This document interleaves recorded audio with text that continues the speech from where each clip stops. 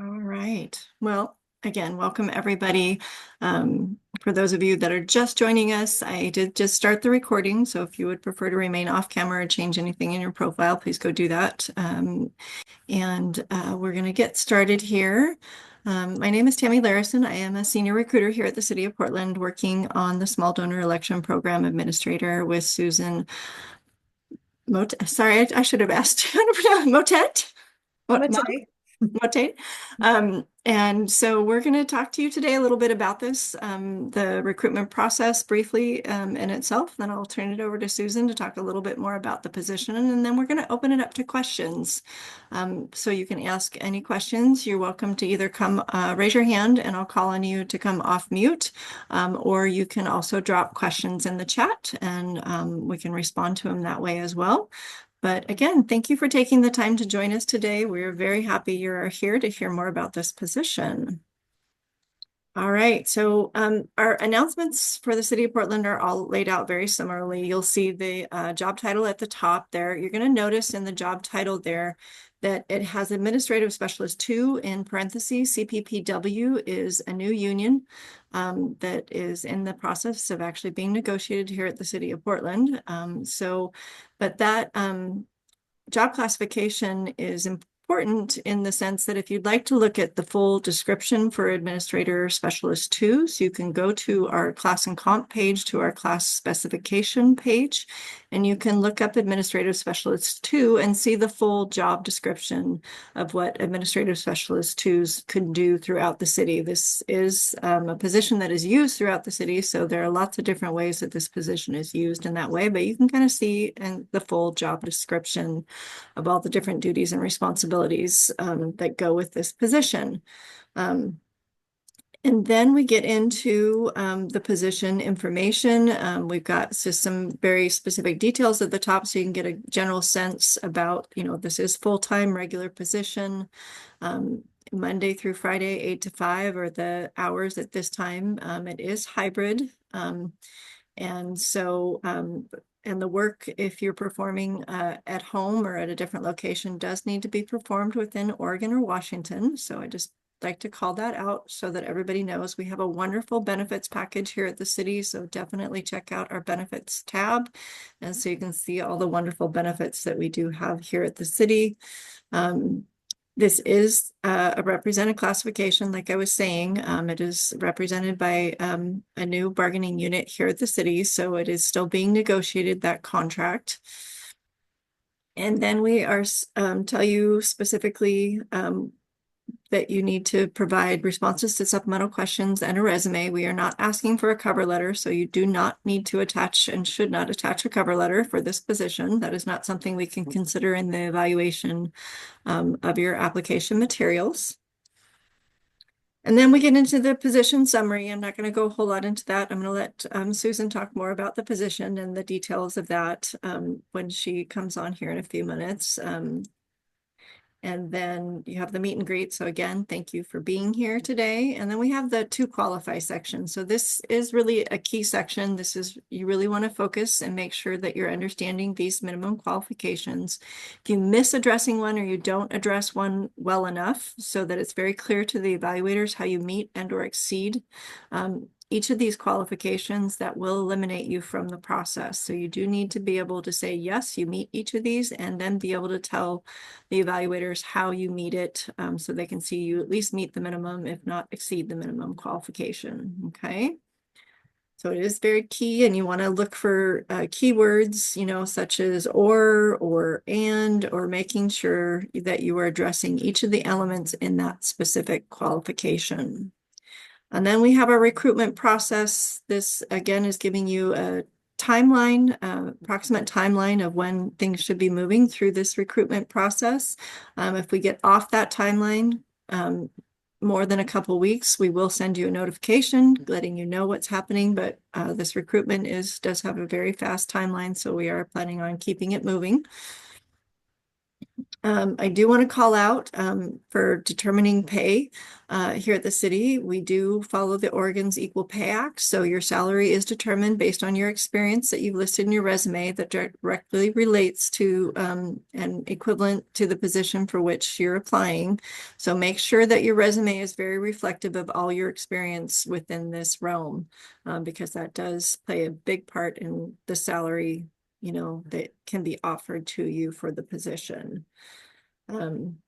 So again, we are going to be using just your resume and the responses to the supplemental questions to address whether you meet and or exceed each of those qualifications. So make sure there's enough succinct detail that, again, it's very clear to the evaluators.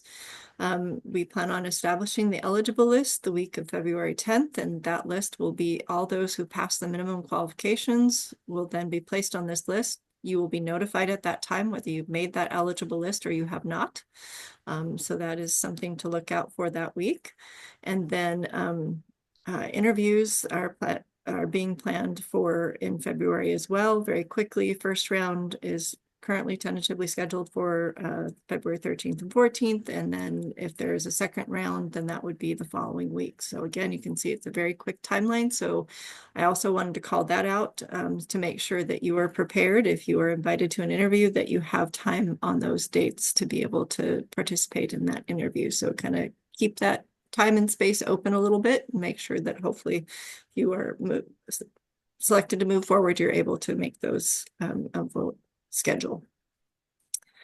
And then down below is just links to some of our City of Portland core values, recruitment process, work status, just some general information that you are welcome to go and review as well.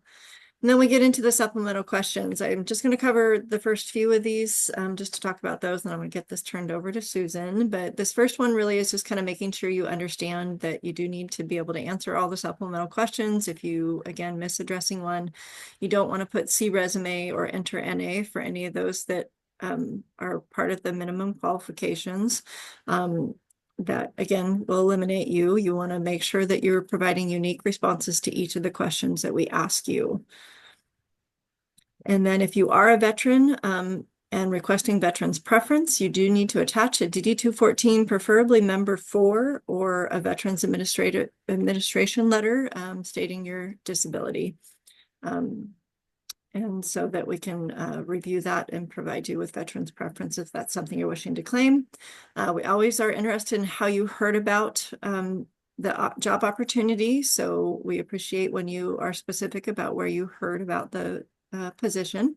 And then question number 3 is related. We are a public entity, so we do get public records requests. So this question relates to how you want your application handled by the city attorneys if we do get a public records request that's pertinent to this application. So the first one is just basically saying, no, you would prefer that it be kept confidential. Its second one is you're okay and you're waiving confidentiality. And then we get into the questions that are related to this, the to qualify section, the minimum qualifications. So again, the first question is going to ask you, do you have knowledge and experience in these areas? You want to be able to say yes. And then you need to be able to provide some examples of your knowledge and experience in those areas so that the evaluators can clearly see how you meet that minimum qualification. Transferable skills are also encouraged. So if there's one of these that you're feeling a little bit unsure about, I encourage you to take a moment and sit back and think about if you have transferable skills that could relate to that particular item, and then make sure you clearly state how that relates so the evaluators can clearly see how that relates. And I think that's about all I have. One of the things I do want to share, we do have a how to apply class for the City of Portland. So if that's something you haven't taken yet, I would encourage you to take that class. It's going to go much more into detail. I've given you a few tidbits here and there throughout as I've gone through the announcement, but it is a very enriching class, and it really goes into a little bit more detail about looking for certain keywords, and we have some activities to interact with you during that class. So I would highly encourage, if you haven't take that, we do have one coming up in a couple weeks, I believe. And And so I will actually find a link to our events page where you can see where those next upcoming class, How to Apply class is too. I'll drop that in the chat here shortly. For you, the other thing I did want to share with you is we talk about in our How to Apply class STAR techniques, situation, task, action, and results. So we really encourage you. That's a great way to address interview questions along with addressing even the supplemental questions by providing a couple of strong examples using that technique. You set up the situation, you talk about the tasks that are needed, the actions that were taken, and the results from that. That often provides enough succinct information for the evaluators to see how you can meet and or exceed each of those minimum qualifications. So if you have any questions, again, you're welcome to drop those in the chat.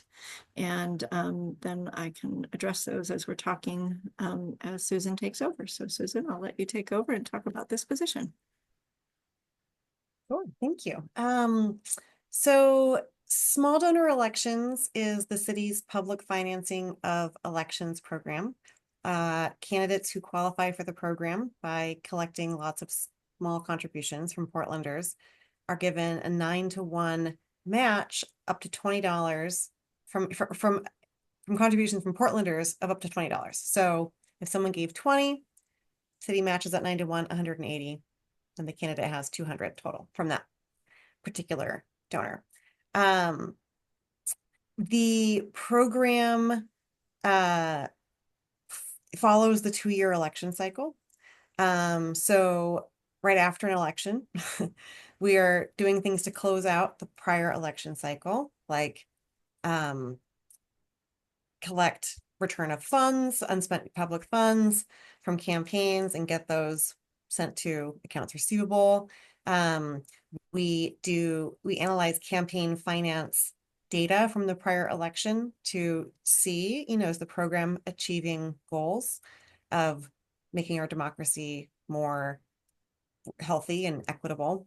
And we start conducting user experience surveys to hear from all of the types of users of the program, whether it's campaigns that use the program, campaigns that didn't, campaign staff, campaign vendors, compliance experts, treasurers, journalists who used our website. Who else? Lots of people. Oh, and donors, people and organizations that donated to campaigns. We do broad surveys of all of the users and then compile their responses to collect feedback about the program, identify areas for improvement, ideas for improvement, and work with the Portland Elections Commission, which is the commission that oversees the Portland Elections program, the Small Donor Elections program. Bring them the campaign finance data, bring them the user experience results, ideas for improvement, etc. And then they deliberate on what changes should be made to the program to make it better. Once those are decided, then the program gets busy implementing those changes, working with council to change the law, or changing our own administrative rules, proposing those publicly, collecting public feedback, and then finalizing the rules based on public feedback, and then just making changes to the program, right? So that's closing out an election cycle. And we do that, I'd say, November to honestly summer of the following year. We also, right after an election cycle, prep for the new election cycle, make sure all the forms are up to date, make sure the website has up-to-date information, update the training, update the candidate guide, get everything ready for the upcoming election. And then I'd say summer, the year before the election, is when candidates start applying to use the program, and we process their application. I mean, application is really a notice, but then we send them access to our software to report contributions and expenditures, and we train them on how to use the program and comply with it.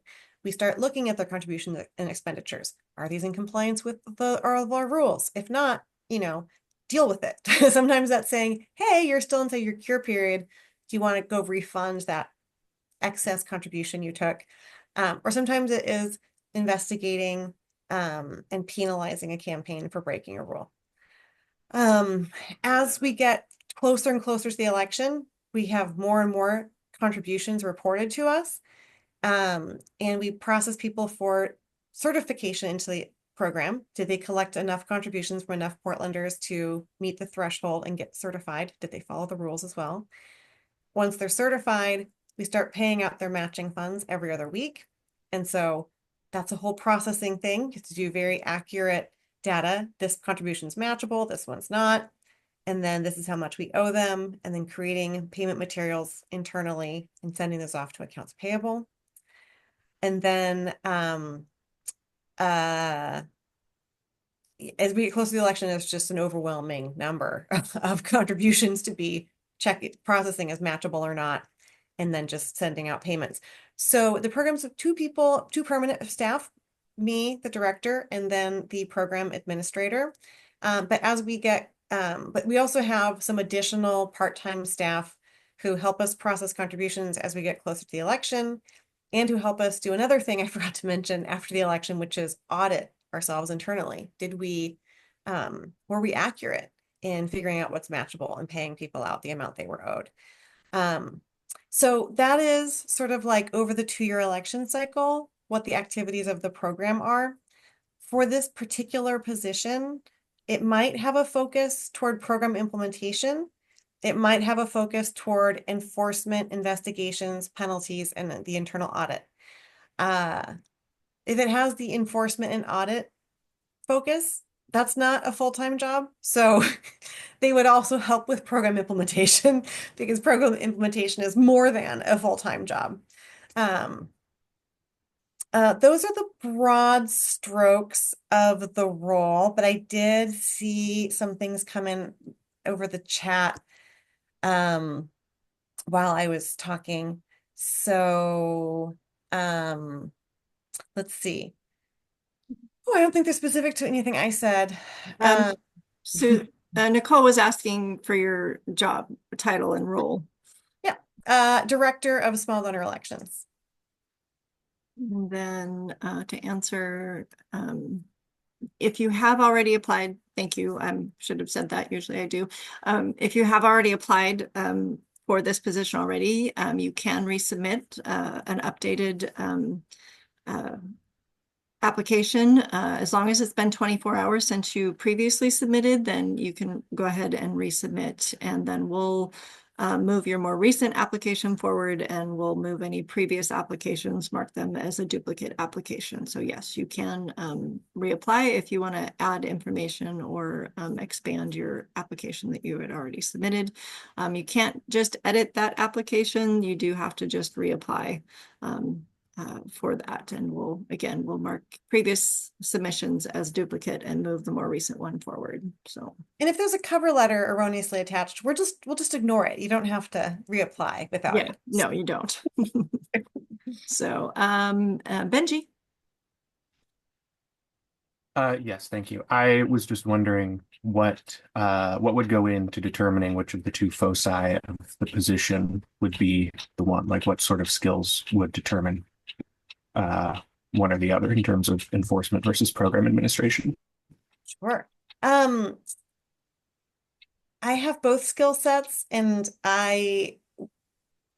if whoever is hired, we're going to hire the best candidate. And then once we have them, we're going to look at, does your skill set lean more toward auditing and enforcement or not? And if it does lean more toward auditing and enforcement, I'll probably happily let that be the focus of that role. But if it doesn't, then I'm going to have to do the auditing and enforcement, which I don't really enjoy.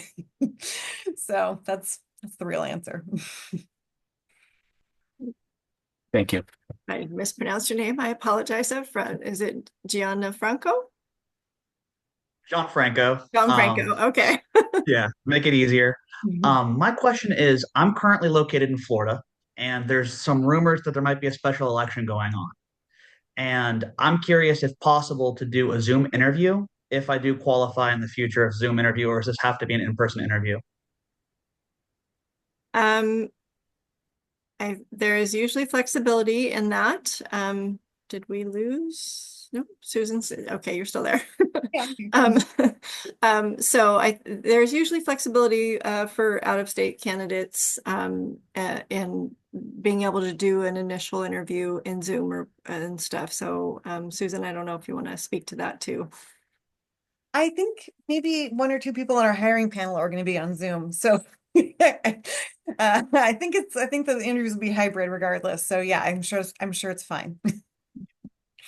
All right, and Brennan.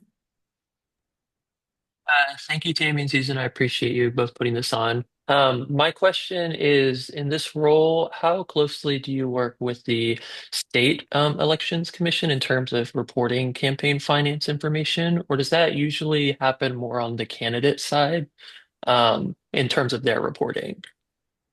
Yeah, so the candidates have to report both to the state's ORSTAR system and to our system. Our system allows a bulk upload from a spreadsheet, and then you can actually download from our system and then bulk upload that to ORSTAR just to make it easier on campaigns. Although most campaigns don't do it that way, they just bulk upload to both. And our reporting follows the exact same questions that ORSTAR asks for, but we have a few extra questions. And also we need to see ORSTAR anonymizes contributions of $100 or less. We need to see those. A lot of those are matchable contributions. So that's why we have a separate reporting system. But as the state is looking at updating or redoing their ORSTAR technology, there's like just the very beginning of conversations of, could everyone just report to one program and everyone can see it? And wouldn't that be nice for everyone? So it sounds like there is some opportunity where there could be some collaboration there. Yes. D'Angelo, go ahead. Well, thank you, Tammy, and thank you, Susan, both for taking the time out to do this. I kind of have questions for both of you, I guess, in a sense. So one of the questions I wanted to ask was, as far as like resume formulation and structuring, I have a graduate certificate in election administration. And typically what I've done with all my job applications and things is just like, I'll have it listed as part of my education. But for this particular position, would it be better to like go into detail about what went into getting that graduate certificate? Maybe because admittedly, I haven't done a lot of formalized professional work in the election field because I finished my master's during peak COVID, so it was like virtual for the most part. But would that be something that would be like acceptable to like really just like expand on like went into that getting that part of my master's, or I don't know. I was trying to think of a way to. Sounds like a good thing to write in the supplemental question about your knowledge and experience with elections. Okay. And the other question I had is just like, standard day to day, like going into the office, what does it look like on a standard Tuesday or something? Just like a general idea of what we would be doing in this position. Sure. Yeah. Standard Tuesday right now might be crunching campaign finance data or responses to user experience surveys. A standard Tuesday a month before the election is processing contributions reported as matchable and getting payments out the door. So it just really depends on where we are in a 2-year election cycle. Thank you so much. Thank you. Bobby. Hi, Tammy. Hey, Susan. Thanks for having this today. I just wanted a quick response. The way you had described that there were temporary positions, is this a temporary position or is this one a full-time position? This is the one of two Yeah. full-time Okay, positions. gotcha, Yeah, we have temporary help for other things. Gotcha. I just want a clarification there. Thank you so much. And Brennan. Thank you. I'm like thinking of things as they come up here. But my question was, as I'm reading the job application, it says that we'd be responsible for also helping staff city council meetings. And I wonder what that would look like in terms of both content and time commitment also. I think it says staff commission meetings. commission By that means. I meant the Portland Elections Commission. So they meet once a month, the first Wednesday of every month at 6:30 p.m. until 8 p.m. And so we prepare an agenda and materials for them, and then take minutes during the meeting for them to review and pass. And also we end up doing, like, they'll say, oh, we need research on this. We need you to talk to stakeholders about this. So we do that behind the scenes so that they have everything they need at each of their meetings. And then they also have a responsibility to make budget recommendations to council and the mayor, and to make recommendations on how to change and improve the small donor elections law. And when they are doing that, they will play sort of like the lobbyist role, but we sort of staff them in that. Yeah. Frankie. Hi, Susan and Tammy. Thank you so much for putting this on and for answering all of our questions. I have two questions. The first kind of just if you could answer if there's any specific software systems and tools like that you guys use for the campaign finance tracking. I know that you mentioned OrStar, but with like program implementation and such, what that software system would be, and then also with going through the public feedback from that, like what's the process of enhancing that system for like efficiency and everything.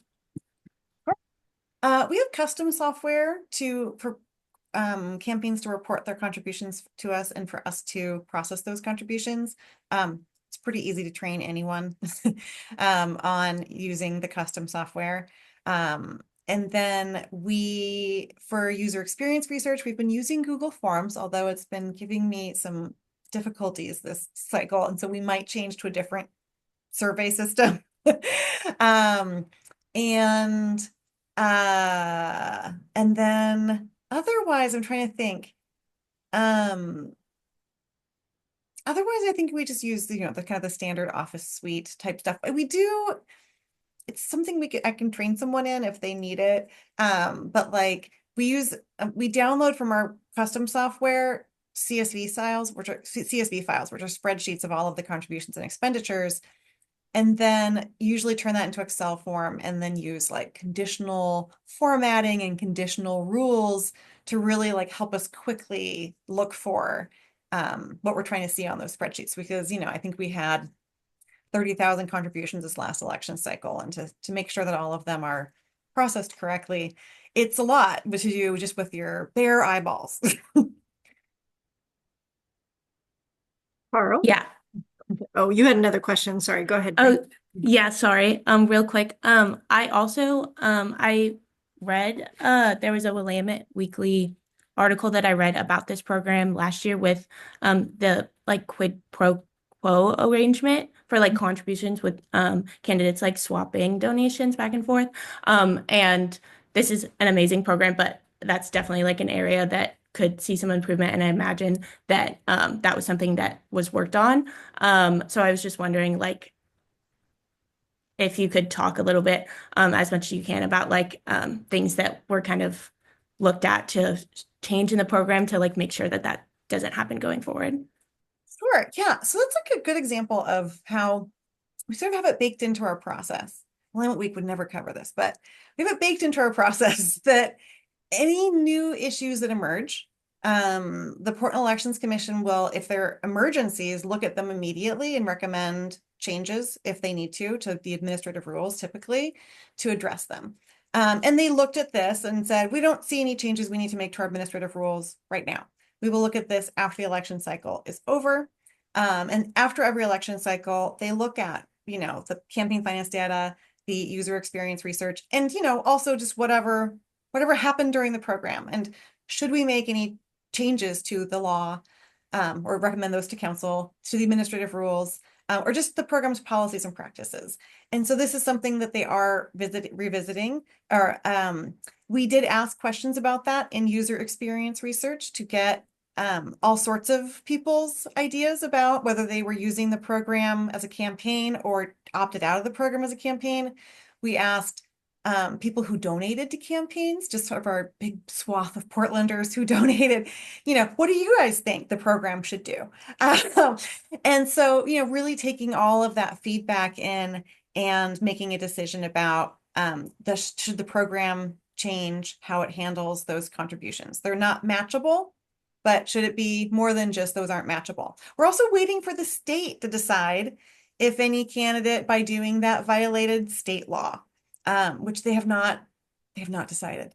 So that's just a good example of an emerging issue that came up this 2024 election cycle. And it's just going through an existing process to figure out if there's something to do about it, and if so, what.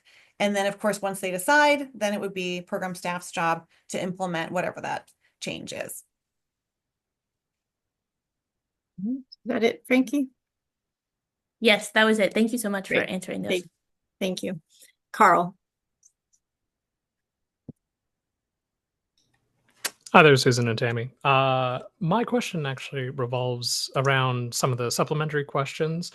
I think about 3 or 4 of them really honed in on the topic of communication. And one of the questions that I had was whether or not the office was public facing in any regards, and how many of the communications with the public come in. You've obviously at least talked about the surveys that are done and the communications to actually candidates, but is it necessarily also in interacting with public on a one-to-one basis, or how would you describe that? Yeah, so by and large, the vast majority of the public interactions we have are really more with program users. So it's often campaigns and treasurers, but also sometimes organizations that want to support a candidate and they're trying to figure out how can they do that inside of the rules. That would be the vast majority of it. People also do just call us and And ask a question, yeah. Or just complain about the election and Yep. I see campaigning negatively. I'm mad about it, and we have to very politely tell them there's nothing we can do That's about not that. us. Yeah. But I mean, answering the phone, answering emails, it's and getting campaigns, their compliance questions answered is a big priority. And the vast majority of the public facing work we do. Gotcha. Great. Thank you very much. Caroline. Oh, we're not hearing you.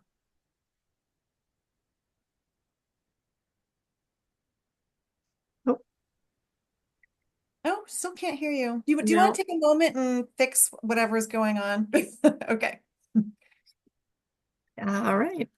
Any other questions out there? You guys have had some great questions. Thank you. It's always wonderful to get those questions. Benji, go ahead. Sure. I was wondering what the travel requirements of this job would be, other than just commuting to the office, of course. If any. Every once in a while, there's like a community education session in town that I usually take turns with the other staffer to go to and talk to the public about how to run for office using the program, etc. That happens a few times before the election ramps up. There's an annual conference that I've never been to that maybe one of us would go to one day. And once the administrators of public financing programs got together in Albuquerque, and we went to that. But largely it's just commuting to and from the office. Thank you.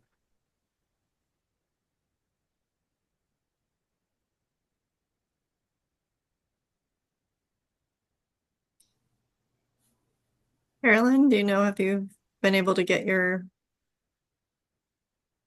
sound back or going? Now? Yes. There we go. Great.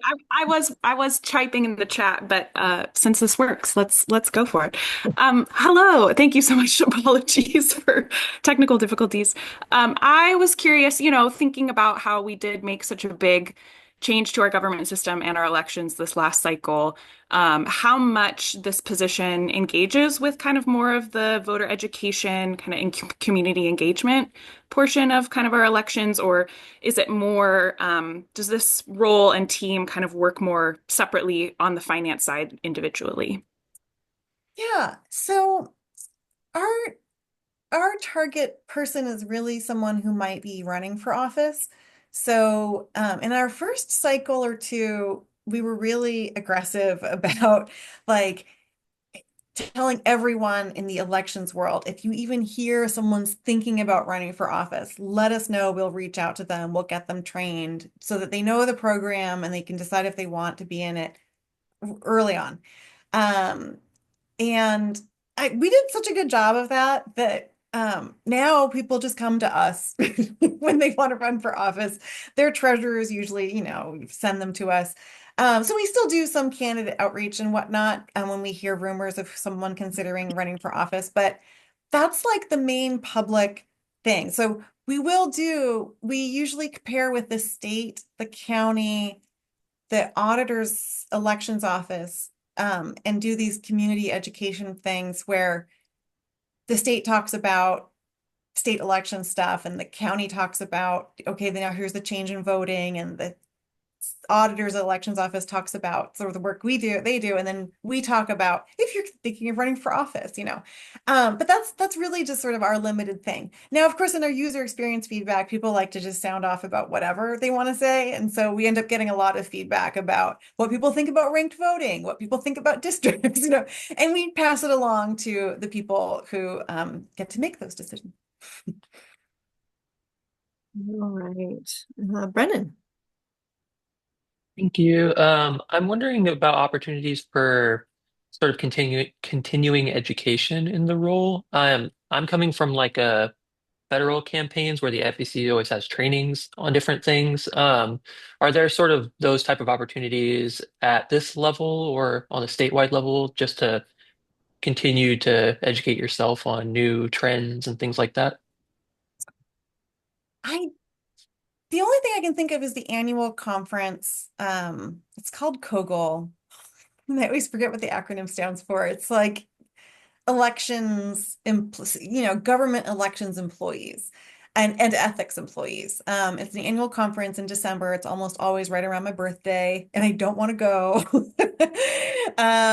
But they have lots of forums, but if a person wanted to go, I happily send them to COGOL. And they have lots of sessions, and a lot of it covers parts of elections we don't handle or parts of ethics we don't handle, and they do a little bit on public financing. There's also just like a little Discord group of all the public financing administrators, and we talk to each other about, hey, what's going on? Or hey, we're dealing with a problem. How have you guys handled it? So we just have sort of an informal way to discuss emerging issues and learn what has been effective for other programs when they're dealing, because we're not alone. Everyone's dealing with the same stuff. Thank you. I love to hear that. Chris. Hello, how's it going? Hey, Susan, has been a minute, but I hope you're doing good. I just have a question as someone who experienced the small donor elections program. Is there any thoughts about really pushing public education, like more forward in the front end of the election cycle? I felt like, my training was pretty decent from Daniel, but like I think more public outreach and more training on the front end might be a good idea. Is there any thoughts behind you doing that? Yeah, we've gotten really good feedback about the training, and so we're looking at a few things. Like one is, okay, very beginning, get people in for the training, the candidate, the treasurer for the mandatory training. But then people are saying, yeah, I got the training before I started campaigning, and then I started campaigning and I realized I had a million more questions. And so I'm like, oh, okay. So what we should probably do is actually just hold like a weekly training that anyone can join. A campaign hires some more staff, or now they've been through it and they want to like retake the training and they know they have a bunch more really relevant questions. Do that. And as we're surfacing a lot more questions, I think through this process, putting out maybe a more detailed candidate guide, maybe beefing up the training. I don't know, just kind of as we sort of figure out, because right now we don't get a lot of questions during the mandatory training. Everyone's just sort of like, yeah, okay, that's a lot of information. But I think if we switch it up a little bit, we will get more questions, and then we can let that guide what is the best way to make sure all of the information is out there. And it might be, yeah, I think we'll just kind of figure it out as we go along.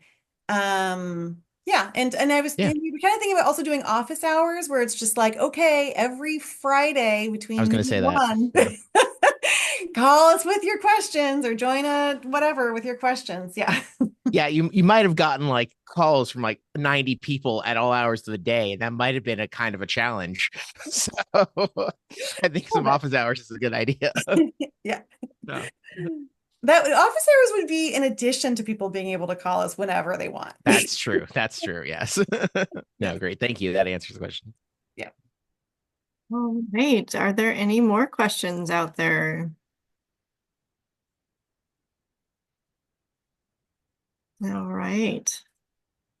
Well, if something does pop up here in the next moment or two as I close out, you're welcome to raise your hand or put it in the chat too. But so I do want to call out right now, this is scheduled to close on February 9th at 11:59 p.m. That is very prompt. So please make sure that if you are resubmitting or getting your application in for the first time, that you get it submitted well in front of that 11:59 hour, because sometimes your server or the server that Government Jobs is on can be a little bit slightly off. So you do want to make sure you have submitted that application prior to 11:59, because if you submit it at that time or after, it's going to tell you this recruitment is now closed.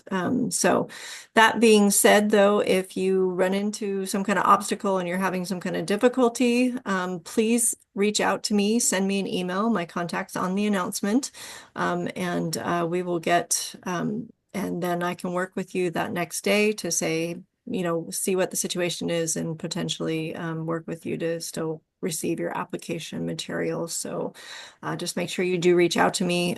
Don't wait. I realize that 11:59 is midnight basically. And so I won't answer your message right then, but I will answer it the next morning. We can work together to hopefully be able to accept your application materials and based on the situation. So if you are also welcome hereafter to reach out to me if you do come up with any other questions that you want to ask. Please direct them towards me. And if I don't have the answer right off the hand, then I will work with Susan to get you a response. But we do ask that you go through me for any additional questions after this session today. So, but if there are no other questions, thank you again for taking the time to join us today. We really appreciate it. We're very excited to see the applications and everybody here. So best of luck. Have a great weekend, everybody. Thank you. Thank you both so much. Bye.